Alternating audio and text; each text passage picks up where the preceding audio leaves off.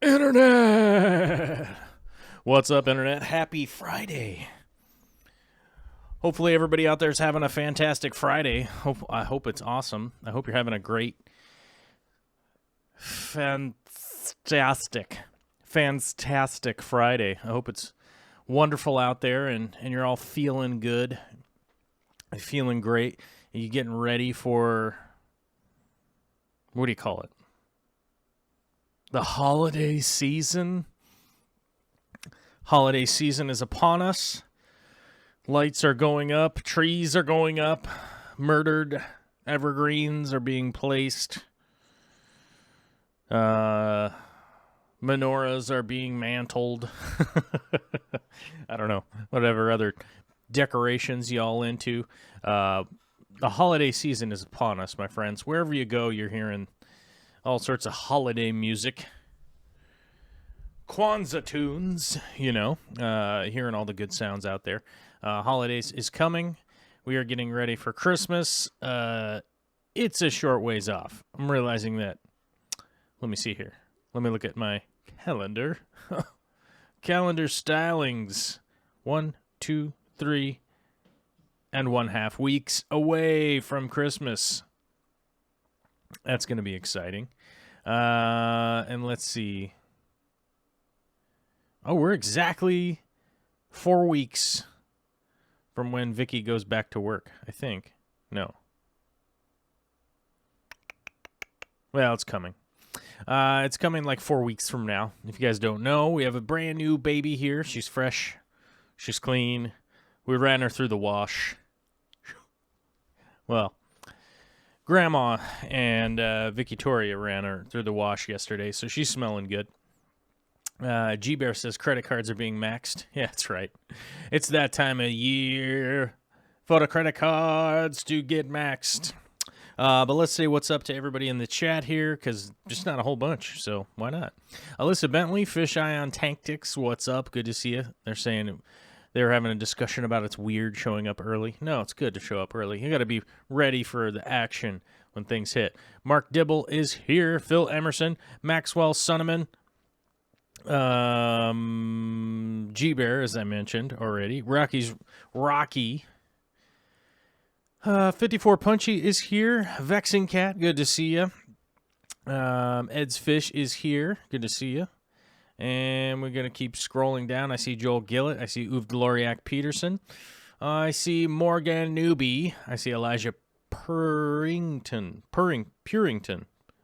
Elijah Purington. That's very Maryland type name. I like that. Ginger Graves is here. I fling a pile of poo. All right. Decent. I see Sarah Baker is here. Justin Woody, Pete Berlinski, Susie A. Krager24, Daryl Deemer, whose name I've been saying wrong forever.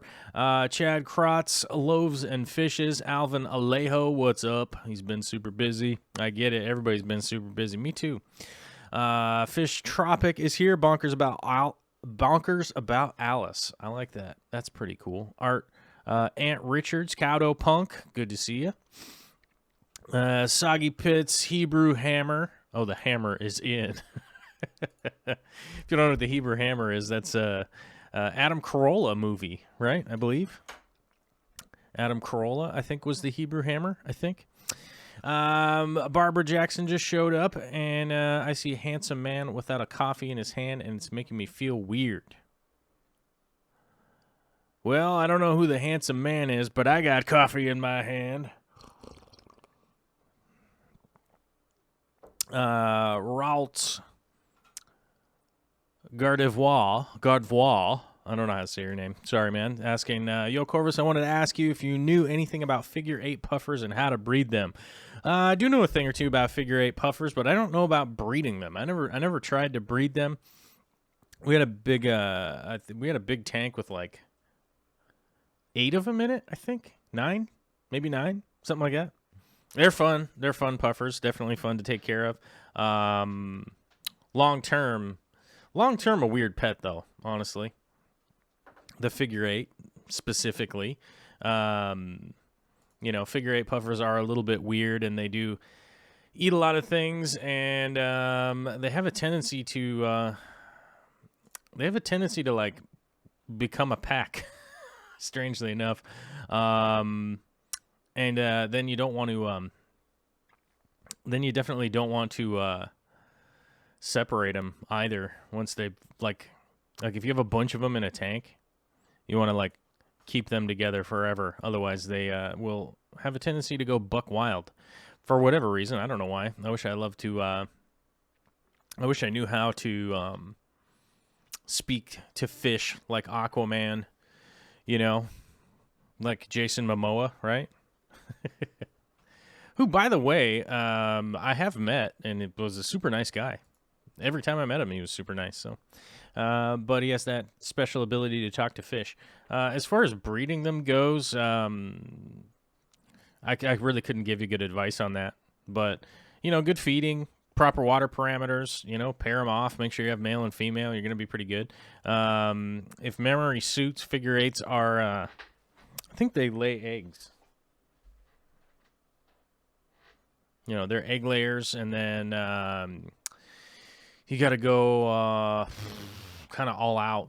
When breeding puffers, you kind of got to go all out or not at all. You got to just, like, do absolutely nothing, or you got to go, completely deep into it, and it's pretty crazy. Let's see. Fish Tropic said, Corvus, do you get a haircut every week? Nah, it had been... since the baby was born, since I got a haircut, and it was super shaggy, but I did go get a haircut today, so it's nice and tight now. So I think that was 1, 2, 3.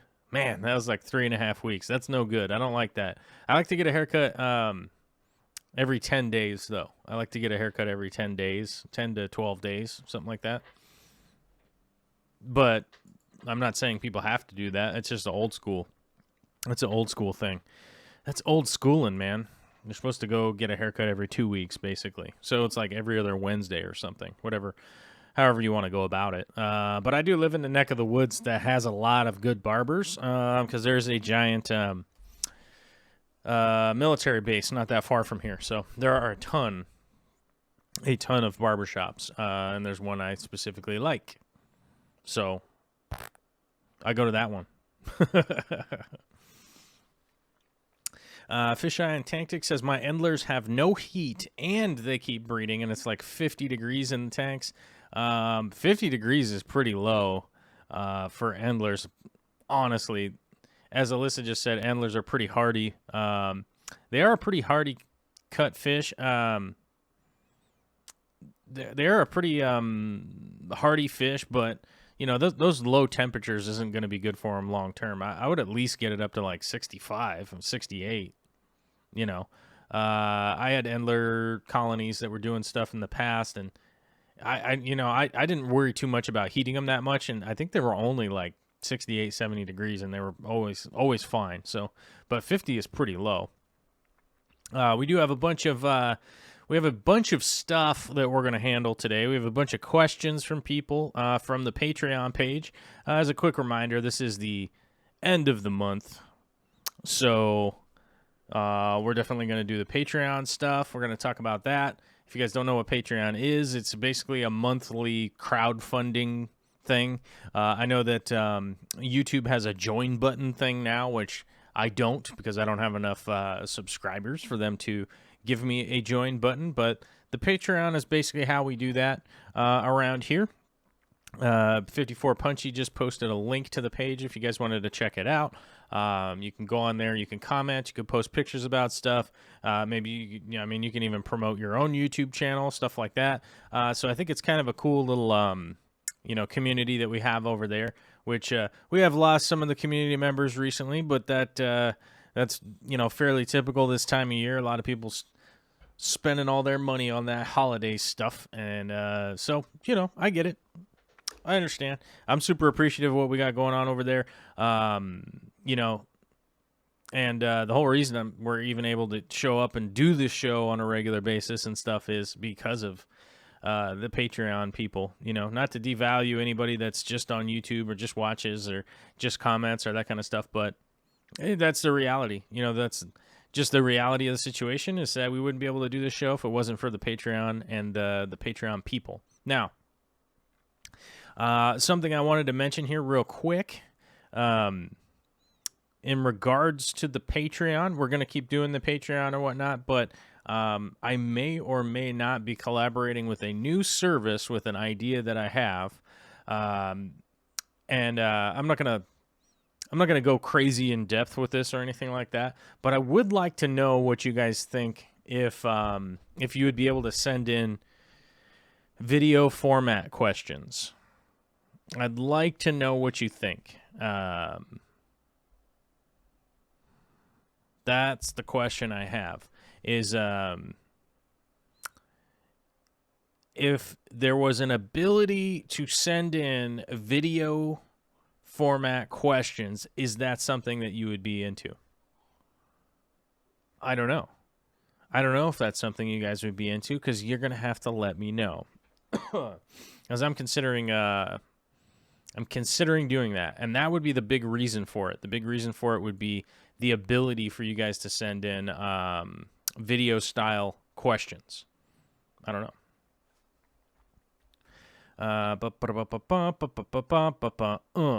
Ooh, Kelly Peterson. Huzzah! Light enough traffic, I made it home in time for the stream. Oh, that's good. It's nice to have some of that easy traffic, you know what I mean? All right, well, let's get into the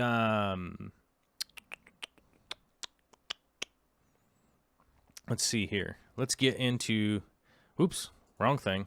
Let's go here first. Why not? Since I just talked about the Patreon, why don't we just start answering the Patreon questions? So these questions come off of the community page. You guys can go and comment on these if you are a patronizer. If you are a part of the Patreon. We're down, we lost a bunch of people. We're back down to 283. 283 people are willing to chip in once a month. Like I said, it's just a monthly charge. You can be from $1 up to, I was going to say $1 million, but you'd have to make a whole bunch of counts if you wanted to do $1 million. So the 15,000 is the cap that Patreon will let you be funded by an individual, I guess. So, yeah, that's the limit. You could max out at $15K a month. So, anyhow, Cody Hutton wrote in, said, I love all you do, and congratulations on baby Olivia all the way from Tacoma. And yes, the tap water is delicious. I agree, Cody. Our tap water here is delicious. It's amazing. It's pretty funny because it's like bottled water. I mean, really. I mean, if I bottled the tap water around here, people would be like, "Oh, this is delicious bottled water." Like, you'd be like, "Oh, it's from the tap from where I live." You know what I'm saying? Chad Krotz says, I feel I get a better value from Patreon versus the Google Join option. It definitely feels more community oriented. Yeah, that's the big thing that I think with the Patreon is that it's much more of a community than, just joining and like hitting a join button and like getting charged, and then you're able to have like, an avatar thing or something. I don't know, but I like the community page, and I like the ability that we are able to have a little bit of a community over on Patreon and stuff. So I think it's a pretty big value. I mean, especially if you're like $1 a month, you know what I mean? Like, that's not very much money, really. And I think if you're somebody that's like, like I don't have $1 a month, then that's cool too. Like I understand that. I get it. I've been there. I've I've I've been homeless before, Like I know what that's about. So, I get that too. And I always appreciate the people that just want to chime in and be a part of the show and stuff. I like that too. Kiwi Mamo. Them Kiwis. Them Kiwis from excuse what the Okay, something went down my windpipe. I don't know what that was. Coffee? Barbara says, I never knew how tasty my tap water was until I drank LA tap water. Oh, yeah. Jersey tap water is the same. It's like, oh, God. What is happening here? But Kiwi Mamo sent in, spot the peppered Corey snoozing. I just love how they just fall asleep wherever they are. That's a great point. Yes, the Corys will just straight up just pass out. They're just goofy. And, yeah, props. I like how much greenery you got going in that tank. Some Java fern and stuff. Man, wrong pipe. Ooh, what was that? Luke Locken sent in, hey, all, need some advice. I'm going to be moving cross-country in a couple of months and need help figuring out how to move my fish. It gives a list of fish. We were thinking 1 or 2 5-gallon buckets with aerators and plants. Any thoughts? I feel like I answered this question already. But either way,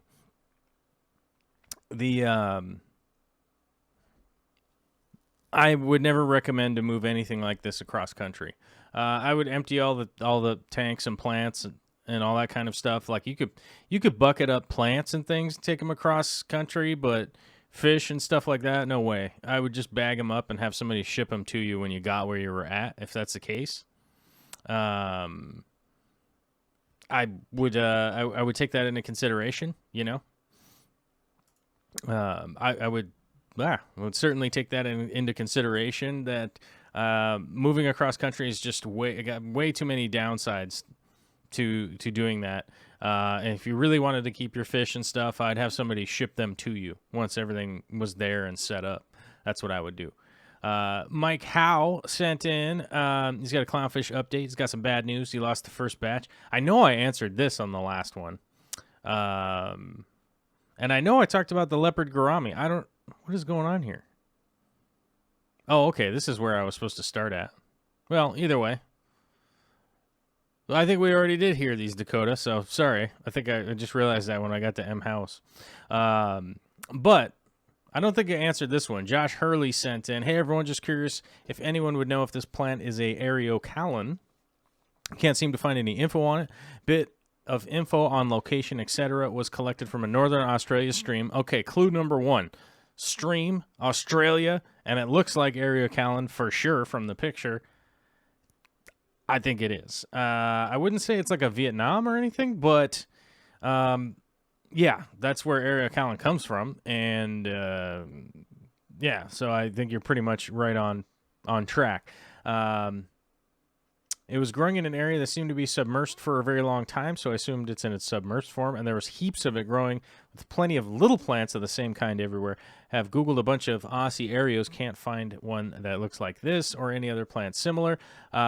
Seems to be growing well in my aquarium currently. Yeah, right now your Areocallan is basically getting ready to go to seed. When it's doing this big long reach like this, it's getting ready to seed, so you're going to have to start trimming this thing to stop it from seeding, because once it seeds, it's you're going to have a problem. You're going to have a big-time problem because it's going to die off.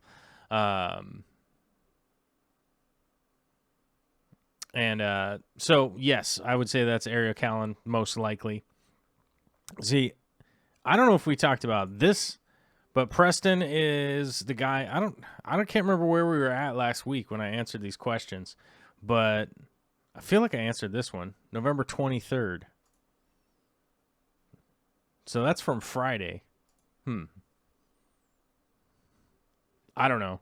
Here's Preston's tank, and I would remind Preston here that your cherry shrimp colony is way, way too big. You definitely need to get some of these out of here. You definitely have to get some of these moved to another tank, 100%. Once a shrimp colony starts to get this crazy, you will experience a crazy die-off. Like, a ton of the colony will die off if you don't intervene and move a lot of these shrimp over to another tank. 100%. So it's going well. You're doing a great job. I would move a ton of these shrimp ASAP, though, because it's gonna be a big problem, if you don't.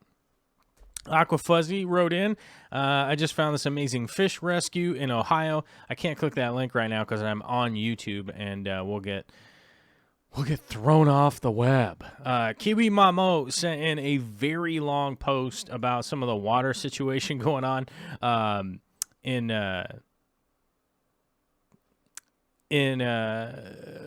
New Zealand. It gave us a great explanation of what's going on. And the mystery as to why the pH is so high. And currently, I can't tell you from the whole description here, this has something to do with what's added in the water. You say no substrate, rocks, or wood, but something has been added into the water column. Girl at the nursery said they were good to go. Just lower them in. All potted in plastic containers and capped with pea gravel. I think this is 2 lilies and 2 New Zealand native pond plants. Something to do with this is what has been added to your water. So if you ever have a situation like this where you have a large volume, so these ICB, IBC containers, I can't remember if it's IBC or ICB. I don't know. These containers are typically 330 U.S. gallons. With that much water volume, whatever is going on with this situation is that the pH is super high. And so it's something that was added to it. And my guess would be this right here. These native pond plants, all potted in plastic containers and capped with pea gravel. So my guess would be something is in those plastic containers or something like that. Because that seems to be the only thing that would really alter the water. I know that you posted in here, CO2 depletion, that kind of stuff, but that just something stagnant water like that with plants growing in it and stuff, that really shouldn't be the case. So I'm thinking whatever it is something to do with these containers or the lily pad, the gravel that was in the lily pad, or maybe there was fertilizer in those.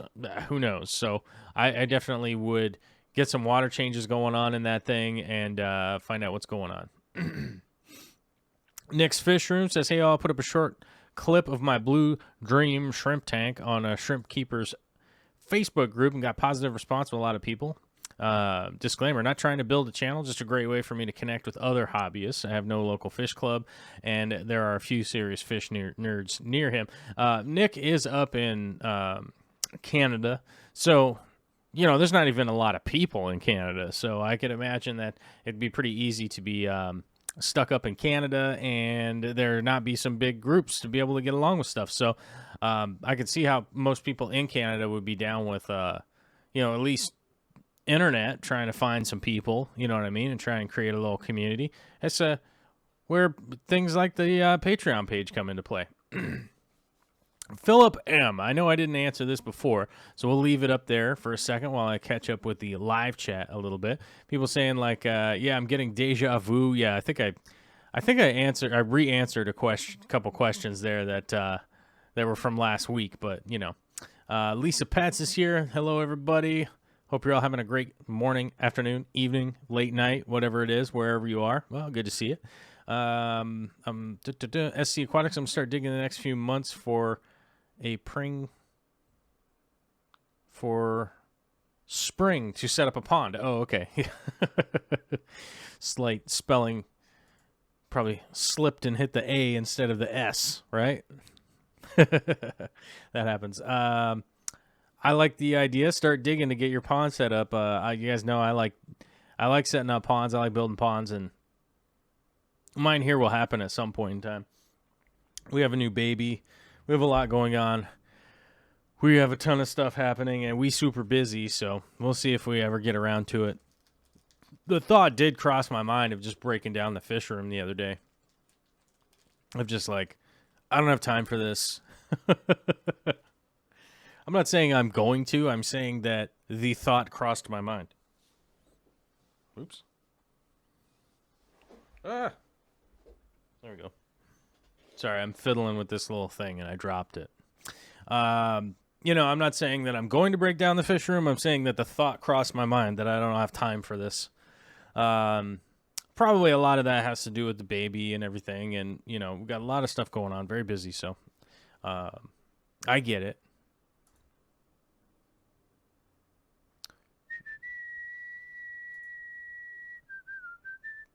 Kelly says, I'm pretty sure last week you liked the community page stuff without being logged in. So when you logged in, links were probably left as anonymous likes. That's probably what it is. I mean, I know we had that going on last week, and it's still acting weird over here now. But Philip M was asking, does anyone have any tips for keeping rice fish? I can't decide between daisies or medecas, which I always say that wrong, I'm sure, for my high-tech 75.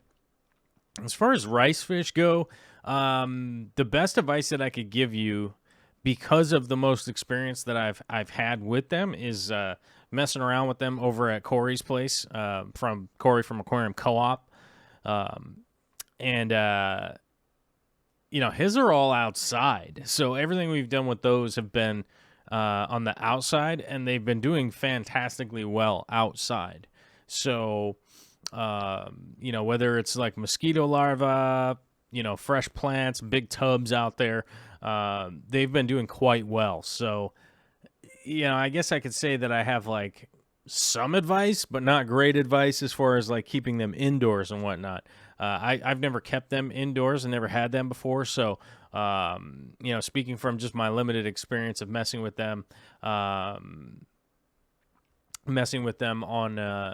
or at Corey's place, then keeping them outside seems to work quite well because they bred like crazy. They're doing really well, and they overwinter too. So you don't even really need to worry about bringing them in for the wintertime or any of that kind of stuff. Because I got a picture of one last winter, frozen into the ice, and it survived. It was fine. So they were they're good for all year round keeping outside. And, most of them just have an air stone in them and some slight water changes here and there, but they're doing great out there. Dan Squires posted up a link for all you skiers out there. I suppose snowboarders should watch this too, mainly for skiers, though. It's a great video of people blasting around on their skis, which, it's that time of year out here, in this hemisphere. It's getting to be wintertime, so it's going to be some skiing, some snowboarding coming up. And I think my sister's taking a part-time job at a ski place. So maybe we'll be able to get a little friends and family action. I don't know. We'll see. Dan also posted his second YouTube post of all time. I know I shared it out on the YouTube tab, but if you guys didn't check it out, I'm saying for the second video that anybody's ever uploaded, pretty good quality. My second video, I don't even think I talked in it. I certainly didn't edit it or like color grade it or anything like that. Speaking of Kelly Peterson earlier, here's Kelly Peterson back again on the community page saying, made up a sampler from my fish food hoard for a friend today. Now I'm wondering if my local fish clubs would be interested in one of those share and sample trades where everyone brings a food and they get to split up. Everyone gets some to try it out. I might just have to make this happen. I'd be honest with you, that is a great idea. I would probably even go to that. You know what I mean? Like, I would probably even go to that thing and bring some food and probably share some things around. Susan for SLC Aquatics posted tears. Hi, Joel. I get notifications that you post something, but I never get to see it. I would love to keep supporting you. Love, Susan. Well, if you guys don't know who Susan is, she's the self-proclaimed mother of the fish fam. She's like the matriarch of the fish fam, you know.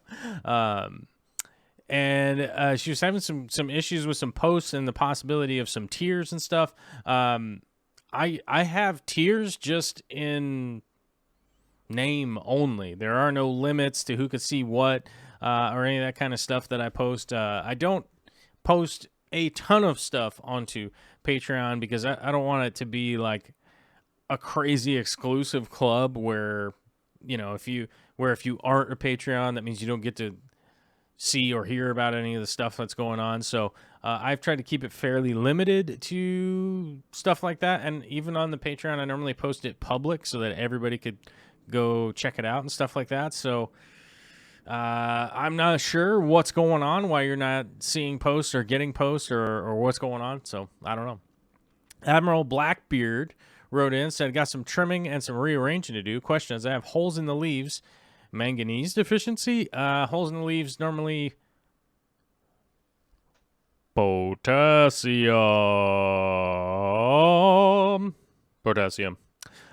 Should I up the amount of Easy Green, or can I just dose the manganese or whatever I'm lacking by itself?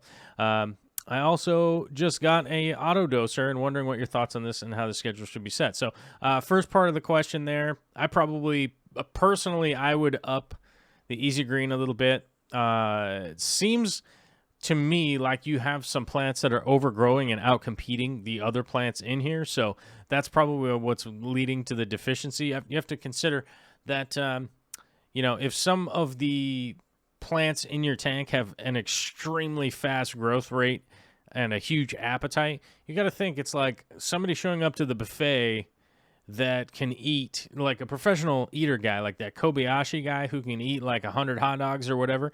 It's like if that guy showed up to the buffet and everybody in behind him in line is standing there going like, really, dude? You're going to take 10 trays of food? There's a bunch of people back here too, man. So that does happen with plants. So bear that in mind. You know, trim the fast growers regularly to, you know, sort of stem their overusage, and also you want to probably bump up what you are dosing right now. It sounds like you're dosing a little bit low. But on the question of an auto doser, how should the schedule be set? This is kind of interesting little piece here that can go one of two ways. You know, there's a group of people that think once a week kind of dosing is always good, and I'm speaking from on like some of the hydroponic, aquaponic side. You know, from those guys, there's a group of people that wanted to do fertilizer once a week, and then there's a group of people that wanted to fertilize daily. There's always kind of that argument of like daily dosing may or may not lead to you know, just such an easy environment for the plants to grow in, that some people think that it would lead to, you know, weaker strains of plants and stuff growing poorly. But I happen to be the person that would rather dose daily. So like, let's say you were dosing 7 milliliters a week, you'd want to dose 1 milliliter a day and go from there and see how that goes. That's what I would rather do, especially with an auto doser. Super easy to time it, super easy to make sure it's correct and it actually is working, and just dose once a day without, you know, killing yourself trying to go, you know, dose fertilizers every single day, you know. So there's another question part here. So keep the 3 times a week or take the total about what I would dose in those 3 days and spread it over 7 days, so it's getting some every day. Yeah, so right there, that's what I would do. It would be one of like, it would be one of the big benefits for having a doser in the first place, is being able to dose a little bit on a daily cycle. And so you'd basically want to dose your fertilizer like 2 hours before your lights come on. Give it time to, you know, be in the water column so that when the CO2 kicks on, The CO2 is already in the water, and then the lights come on like an hour later. That's how I would schedule it. So I would schedule fertilizer 2 hours before, 1 hour before the CO2 would come on, and then that last whenever, that's when the lights come on. Additional tank info, Fluval lights. So some good, that sounds like good lighting to me. So I think you're probably pretty good to go there for sure.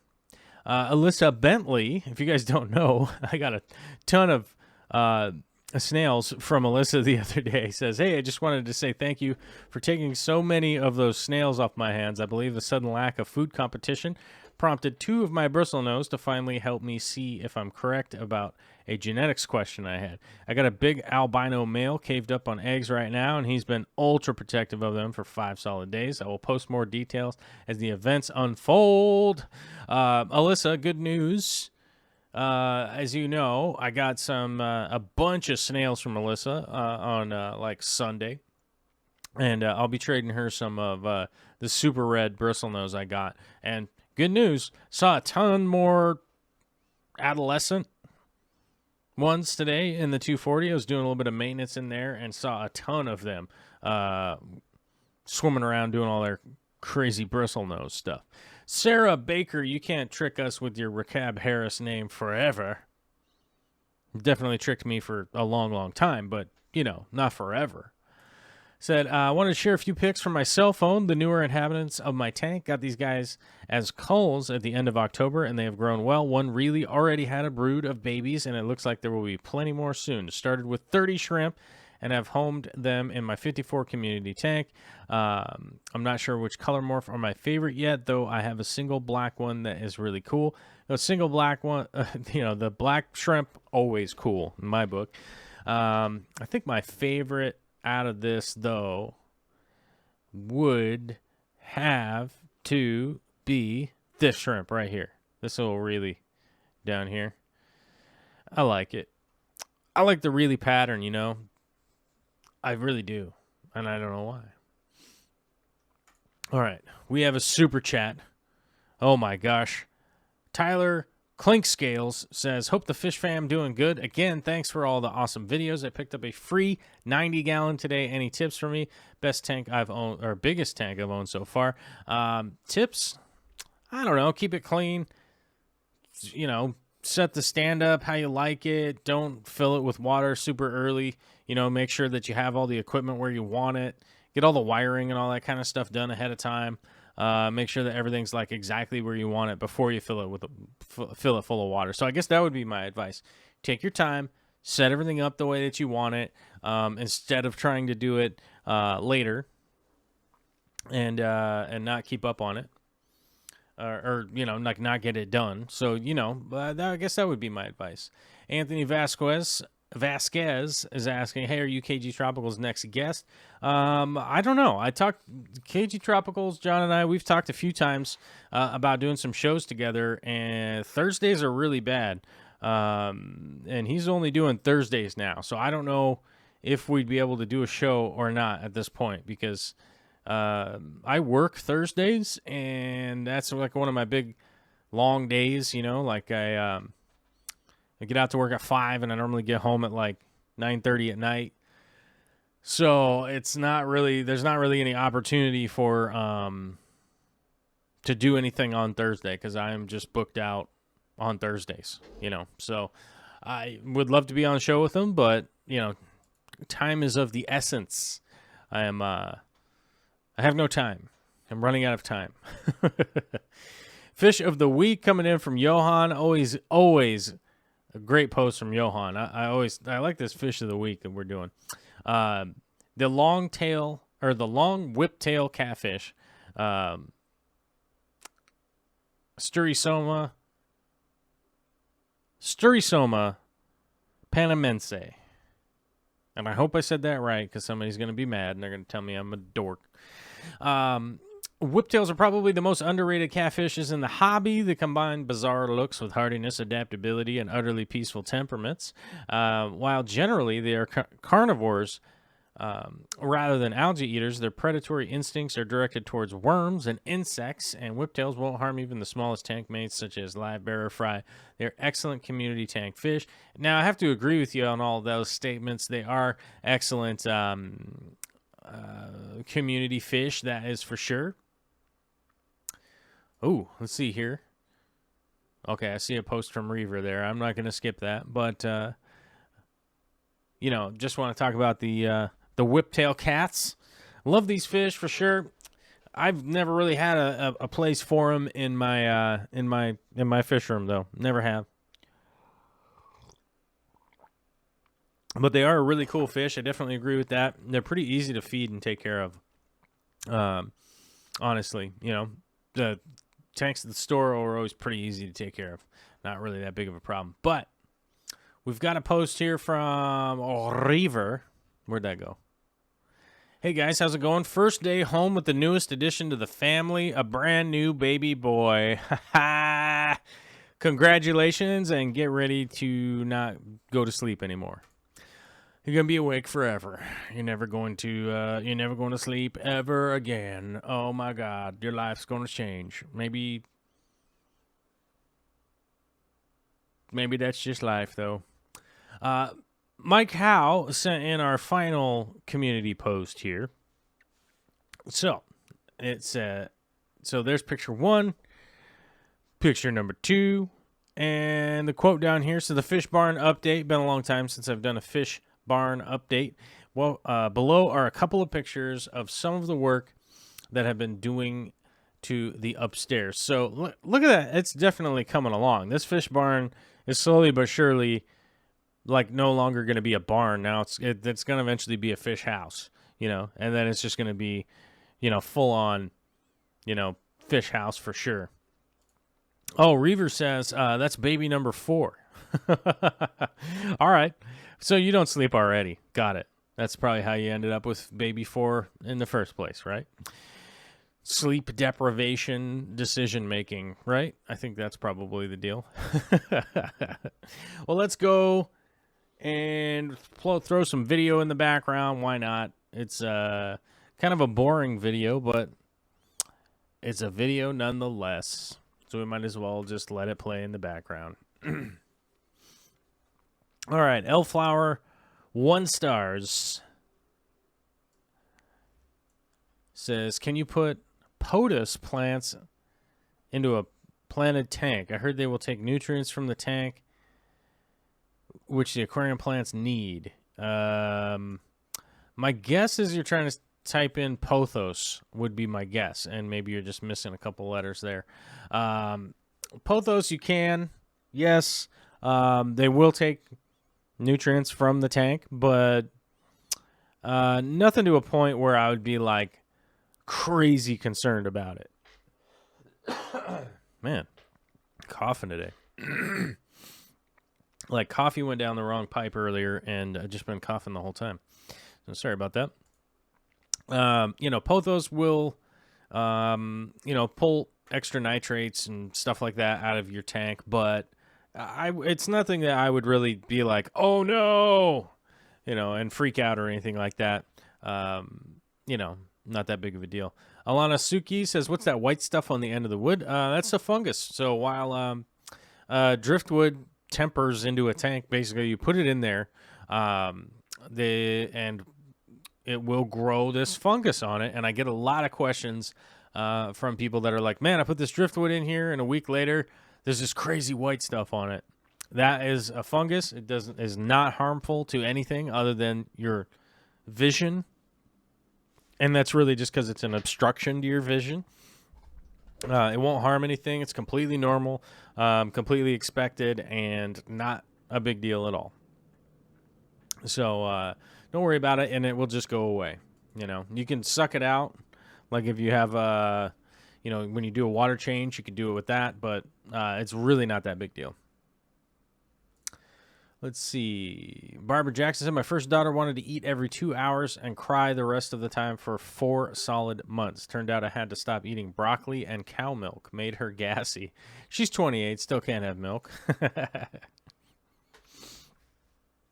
Our baby is gassy, that's for sure.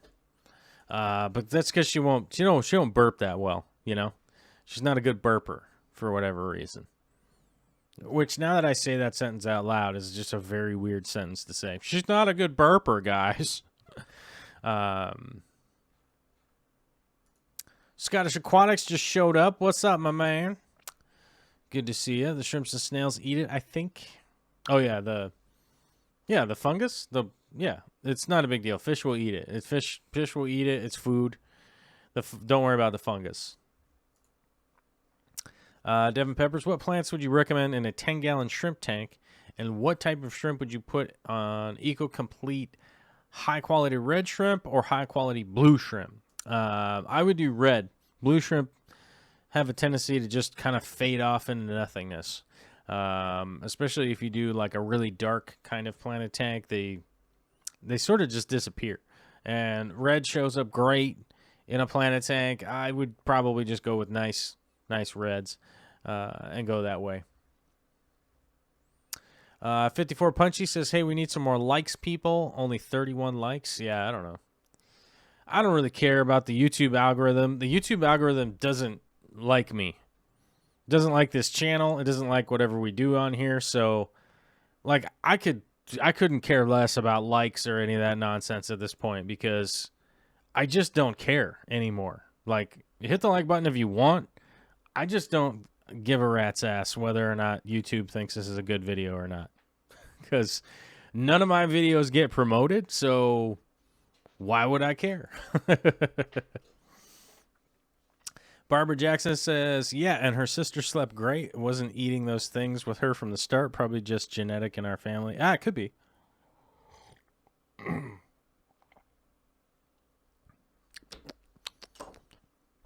Matthew Newbeck says, are there any fish that would eat detritus worms? Yeah, I would imagine. That's probably the case. Most fish that could get detritus worms will probably just eat them. Most things that will fit in a fish's mouth, they'll eat. You know what I mean? They'll at least, like, get it in there, and then if they decide it's food, that they'll eat it. And worms normally fall into that category. The one thing that fish don't really eat is, like, planaria and stuff like that. But, you know. Matthew, I fling a pile of poo. Says her guppies eat them. Or his guppies. I don't know. I don't know if poo flinging is male or female. But it feels like it might be female. I don't know.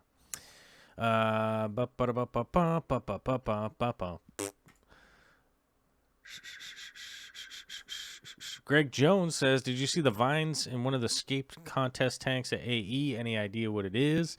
Yes, it is roots from some kind of tree. I forget. I know Jimmy bought some. Aquapros bought some. Aquapros bought 4 bundles for $100. So it's basically the roots from some tree. It's these fine roots that were like cleaned off. They basically just cleaned off these fine roots and all kind of just cut them to length. But yeah, all those vines were essentially tree roots. And I forget the type of tree they were from. But honestly, I wasn't that enthusiastic about sourcing them, so I don't remember. But you might want to message Aquapros or Jimmy. They both bought some, so they would know at least who to contact. I forget the guy's name who brought it with him, though. So I'm not very good at that. But yes, hopefully that answers Greg's question. I don't know. My rainbow fish fry are now eating the detritus worms too. Instant fresh food. Well, there you go. Everybody's fish are eating detritus worms. If it can fit in their mouth, they're probably going to eat it. Devin says, what plants, though, in the 10-gallon for shrimp? A 10-gallon tank that's a shrimp tank, I would just carpet something, except for UG. Don't go with UG unless you want to go with UG. I did it back in the day in the 240, and people said that my shrimp would constantly be eaten, and my shrimp are fine. So, it is a possibility.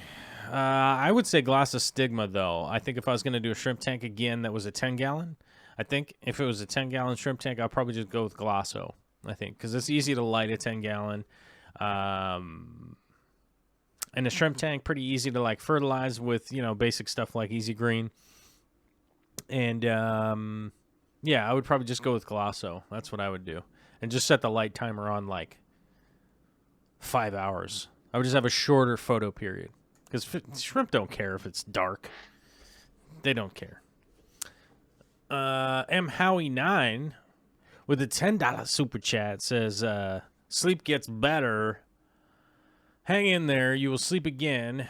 It just takes some time. Been through it twice. Kids 11 and 8 want a babysitter. Not happening. We do have a babysitter that will start working with us fairly soon. You know, our big problem has been we don't have a reserve of milk, so that's been our ongoing thing, and we just haven't gone to formula yet because of the whatever. It's probably too much. It's probably just too much baby talk or whatever. But we haven't done any formula stuff or anything like that. So, you know. To follow up Elf Flower One's question, Chad Krotz with a $10 super chat says, I had some water lettuce going during cycling. Is it time to ditch the water lettuce? Is it going to outcompete the other plants? Water lettuce will probably outcompete other plants. That's probably accurate. You know, I like water lettuce, but it does get a little bit out of control, you know. You read that wrong. They want a sister. Oh, a baby sister. Oh, kids 11 and 8 want a baby sister. Not happening. Oh. Yeah, I don't know. I don't really know how to read, so don't hold me to being able to read, you know. But yeah, I feel like if you got an 11 and an 8-year-old, like having another baby would be a little bit bonkers. Which I hear the baby crying right now, so I might have to get going here fairly soon. Go help Victoria. Evergreen State is asking, what plant are you adding in the video? That second plant there is Alternanthera renekii mini variegated. So fairly interesting plant. I'm intrigued to whether or not it's going to actually grow in this tank. So far, this 120 here has not been getting, I've not really been taking care of it all that well. So, I need to do some water changes on it. I need to get the CO2 hooked up, which I'm probably going to shoot the video of hooking up the CO2 to it fairly soon and see what's the deal, you know, that kind of stuff. So I'm interested to see whether it's going to actually grow in here or just be pissed and die, you know, which does happen sometimes, you know, sometimes it just doesn't work out between some plants and an aquarium, you know, like that's life, every once in a while, but not to despair because I have some of it in some other tanks and that's not going to be all that bad. All right.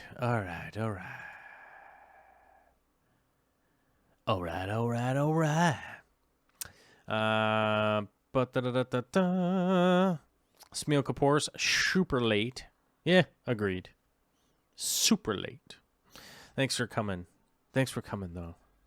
L Flower 1 stars had water lettuce. It died. Don't do so well with floating plants.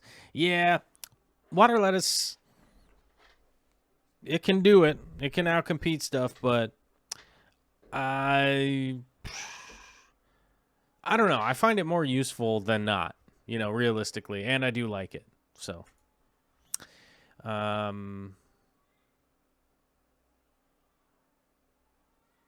let's see. When I had my youngest daughter, my oldest was 20, next was 14, and then an 11-year-old.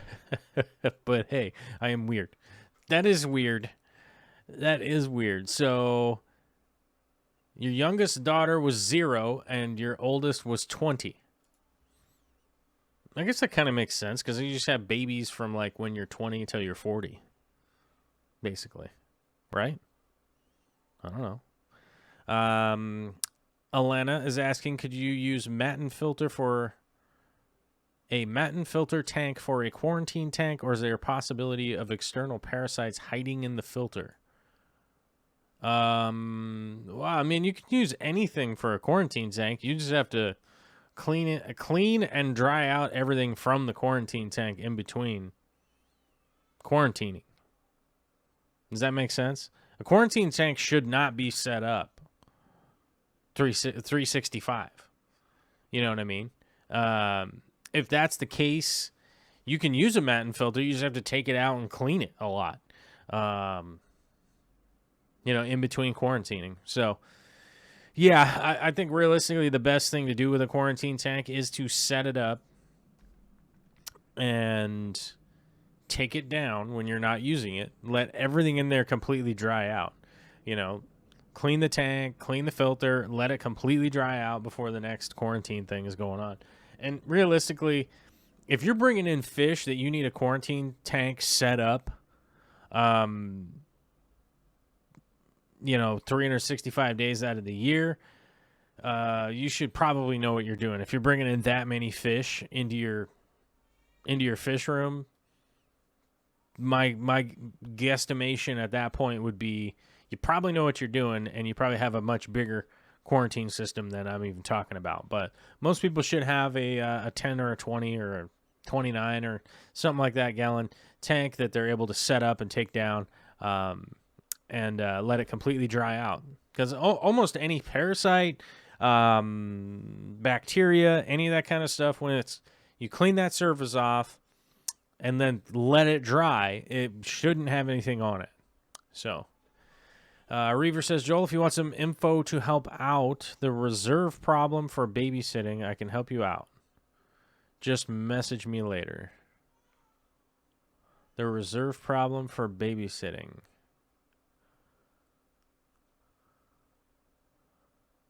Oh, no, we know how to do that. We're just, don't worry. We got it figured out.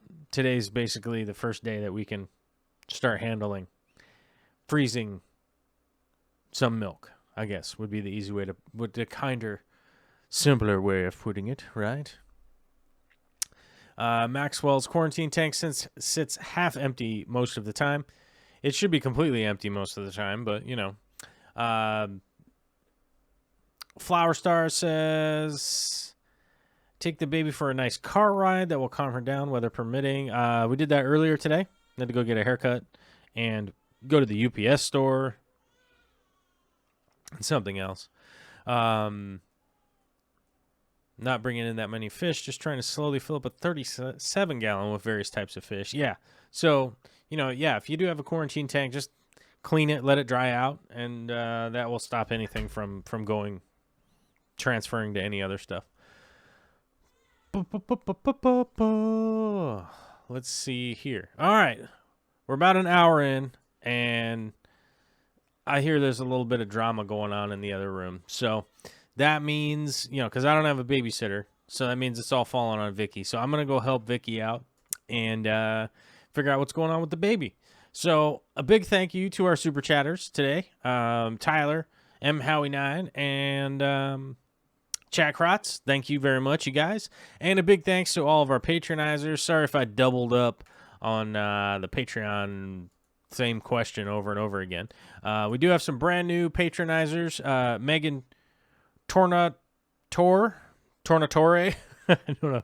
Megan T. Thanks. And Tim Ingram. Both brand new to the Patreon. Even though we lost a few people, check it out. We got some new people too. So, and I want to say thanks to everybody who's been supporting for a really long time. I really do appreciate it. And if we have any chance of trying to keep this going in any kind of longer, or just to keep this project going for any serious amount of time, I hopefully will we'll be able to keep the Patreon growing and keep that community growing and doing that kind of stuff. And I'm just looking forward to the future and just how much fun we're going to be having further down the road. But hope everybody has a fantastic weekend out there. I'm going to do the best I can to have the best weekend that I possibly can. Hopefully you guys are contributing to that too. So going to be busy around here and got to keep rocking and rolling. Have a great one out there, and I'll talk to you all later.